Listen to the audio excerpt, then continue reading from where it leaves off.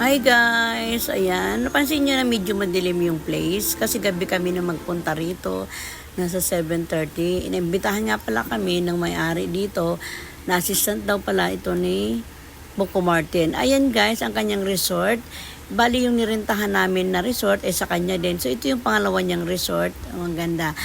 Kaya gano'n na medyo madilim dahil ang nagsisilbing liwanag lang ay yung kanyang mga ilaw na dekorasyon, ganyan. Ang ganda niya guys. Kasi talagang bonggacious. Mapansin mo, napakadaming puno sa loob at yung mga ilaw ay sa mga puno siya, mga nakakabit, ganyan. Kaya bonggacious talaga guys. Tapos may music pa. Kaya talagang agaw pansin sa mga tao. Ang ganda niya guys. Swerte kami nga. Kasi naman, inibitahan kami mismo ng may-ari ng free na i-tour ang kanyang resort na ito at with free pan maligo sa kanilang swimming pool. So ito guys, tara, samahan nyo kaming mailibot kayo kung gaano ito kaganda. Pasensya na nga lang kasi yung ilaw, dahil nga gabi, kaya ganyan, hindi siya ganun kaliwanag. Ayan. At namangha kami nung pagpasok dahil talaga naman kamangha-mangha sa gabi, ewan ko lang sa araw. Siguro naman maganda rin ito sa araw. Mas maganda rin talaga kapag sa gabi dahil sa mga nagagandahan at nagkukuti-kutitap na mga ilaw.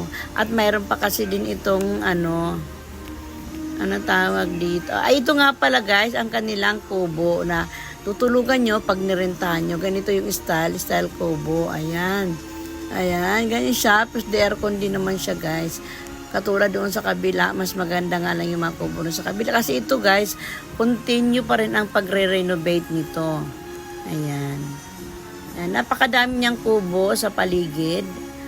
At talaga napakadaming puno. Kaya malilim talaga dito guys. Ang ganda. Ito kanilang swimming pool. Medyo hindi naman siya kalaki yan. Sakto lang. At bagong palit daw. At bagong lagay ng gamot. Kaya hindi pa sure kung kami ay makakaligo. Tignan natin mamaya. Ayan ang mga kubo niya guys. Ang cute niya talaga. Ayan. Bali yan ang rerentahan kapag nag-avail kayo dito.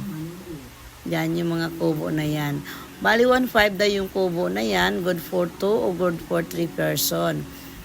Yung kabuuan. So yun lang guys for today's vlog. Thank you for watching. God bless you more. Bye-bye. More watching.